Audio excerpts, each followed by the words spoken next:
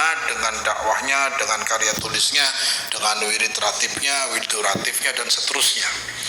Di zaman itu menjadi mujaddid di zaman beliau. Habib Abdullah bin Al-Haddad punya banyak murid. Salah satu muridnya adalah Habib Ahmad bin Zain Al-Habsyi.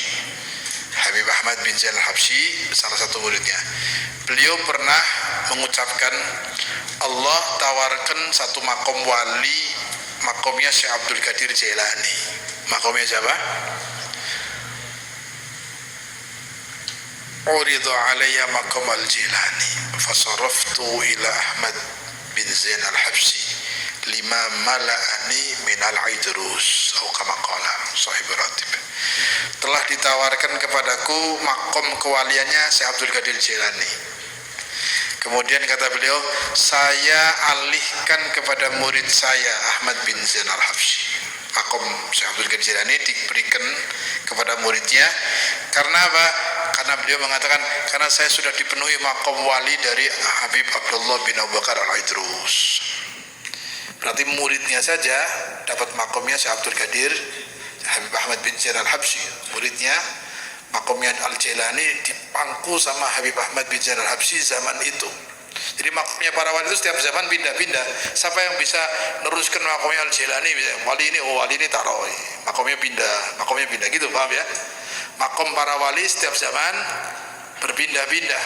Kalau walinya meninggal pasti harus ada yang gantikan terus. Paham tidak? Setiap para wali punya makom yang beda-beda. Nah itu ada makomnya Syekh Abdul Qadir Jailani ditawarkan kepada Habib Abdullah bin Haddad, cuma dikasihkan kepada muridnya karena beliau sudah dapat makom dari gurunya langsung, guru barzahnya Habib Abdullah bin Abu Bakar Al-Aidrus. Sudah penuh, saya kasihkan Ahmad bin Zain aja sudah muridnya. Subhanallah, luar biasa, ini wali besar. Bukan berarti terus kita menganggap mengukur wali ini sampai ini hebat ini, bukan begitu. Kita jangan salah paham. Oh hebat ini, jangan hebat-hebatan. Kabeh wali hebat. Tapi setiap zaman punya kelebihan masing-masing. Paham tidak? Nah, Habib Abdullah bin Alwi Al-Haddad selain punya murid Habib Ahmad bin Zain Al-Habsyi yang tadi diberi makom sama Allah, terus dikasihkan muridnya untuk makom Syekh Abdul Qadir Jailani, punya murid lagi yang alim allamah namanya Habib Abdurrahman bin Abdullah Balfiqih. Abdurrahman bin Abdullah Balfiqih itu dijuluki sama gurunya, muridnya ini namanya Habib Abdurrahman, dijuluki Allamatud Dunya. Apa? Paling alim wong nang dunya. Allamah, luar biasa. Muridnya saja orang-orang spesial. Bagaimana beliau gurunya, Masya Allah. Paham ya? Ratibnya dibaca di dunia sekarang, di Indonesia, di Malaysia, di Thailand, di Singapura, di Brunei, di banyak tempat, di Yaman, di Saudi, di Suriah, di Mesir. Ratibul Haddad ini dibaca di mana-mana.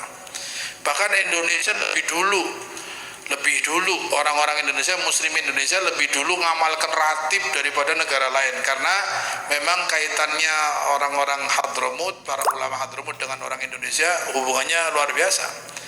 Saya sering cerita ya, zaman dahulu mungkin kejadiannya saya lihat ada satu tulisan manuskrip tulisan tangannya Mbah Khalil Bangkalan, Kiai Khalil Bangkalan. Mbah Khalil Bangkalan itu ulama wali besar di Bangkalan. Mbah Khalil itu nulis pakai tangan beliau ngijazai Mbah Abdul Karim, dipanggilnya Mbah Manaf dulu, namanya Abdul Karim Manaf, pendiri pondok pesantren Lirboyo. Tahun berapa tahun yang lalu itu, mungkin lebih dari 7-8 tahun atau 9 tahun yang lalu bahkan, itu saya lihat tulisan itu, usia tulisannya sudah 114 tahun waktu 9 tahun yang lalu. Sekarang mungkin sudah 120 sekian kan, berarti kan 114 kalau tambah 9 berapa? Ya, 120 lebih tahun yang lalu. Apa tulisannya Mbah Khalil kepada Mbah Abdul Karim? Tulisannya adalah memberikan ijazah Ratib Al-Haddad untuk dibaca di pondok pesantren Lirboyo milik Mbah Abdul Karim. Kalau nggak percaya datang ke Lirboyo, Setiap Harlah Lirboyo itu tulisan-tulisannya para masyayikh, kemudian kayak ada museum, ada catatan-catatan para manuskrip orang-orang dulu, ada sampai sekarang dijaga. Tulisannya adalah ijazahnya Mbah Khalil Bangkalan yang memerintahkan untuk ngamalkan Rotib Al-Haddad kepada siapa? Mbah Abdul Karim, pendiri Pondok Pesantren Lirboyo. Itu sudah 120 tahun yang lalu Ratib sudah menjadi favoritnya para aulia, para kiai Nusantara. Paham ya? Jadi di Indonesia tidak asing, kecuali orang-orang yang nggak mau tahu. Kalau mau jujur, ulama-ulama, kiai-kiai Nusantara sudah ngamal ke Ratib dari dulu. Bahkan Mbah Abdul Karim minta ijazah dari Mbah Khalil, nggak dikasih macam-macam, kasihnya Rotibul Haddad tadi. Karena memang Ratibul Haddad luar biasa istimewa. Di barat sekarang orang yang stres, orang yang pikirannya nggak tenang, orang yang maaf dalam arti galau, nggak tenang hidupnya, nggak bisa tidur, terapinya baca Ratib Haddad. Mereka baca Ratib Haddad, duduk di majlis Ratib, tenang, bisa tidur mereka. Kita kadang-kadang bacanya nggak serius saja, tekannya mene wis bubar Ratib aneh ya toh, wis kayak gue ngomong orang baca Ratib aneh. Alhamdulillah sahib Ratib Habib Abdul Haddad, ulama besar yang luar biasa kewaliannya, berkahnya, ilmunya, bahkan karya-karyanya. Beliau mengatakan apa tentang dakwah ini? Beliau mengatakan qala sayyidina qutbul irsyad Al-Habib Abdullah bin Ali Al-Haddad radhiyallahu ta'ala anhu, khud ma'ahli zaman birrifqi ma amkanak. Ambillah cara untuk ngadepi orang zaman sekarang, zamannya beliau, padahal di zamannya beliau berarti hampir 400 tahun yang lalu. Ambil cara untuk menghadapi orang zaman sekarang dengan cara lemah lembut sebisa mungkin. Zaman itu aja harus lemah lembut. Zaman kapan? Zaman hampir 400 tahun yang lalu, 300 sekian tahun yang lalu. Itu saja sudah harus lemah. Zaman saiki apa maning? Sing wong angel. Yo ya. Zaman dulu nggak ada HP, nggak ada lampu, nggak ada TV. Itu beliau sudah ngomong untuk zaman sekarang harus lemah lembut sebisa mungkin. Caranya ngadepi orang zaman sekarang, zamannya beliau harus lemah lembut. Bagaimana dengan zaman sekarang yang fasik, fasad, maksiat, orang sudah disibukkan dengan macam-macam hiburan, suruh ditarik ke agama dengan kasar gak bakal bisa. Ditegur dengan kasar, cari kehidupan yang ya dia lari cari.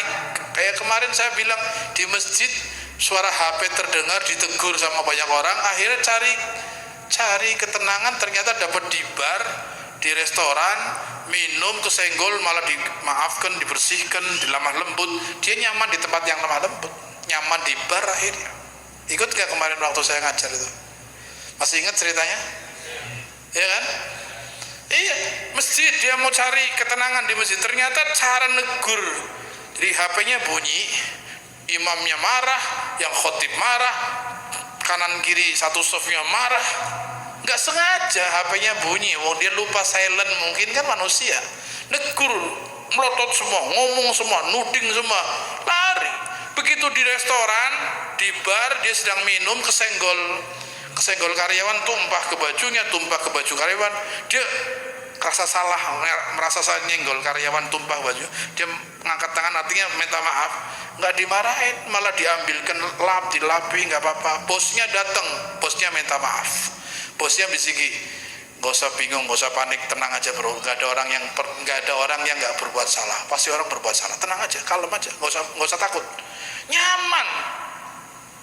Di tempat restoran bisa dapat kenyamanan, akhirnya dia lari dari masjid, nongkrong di restoran.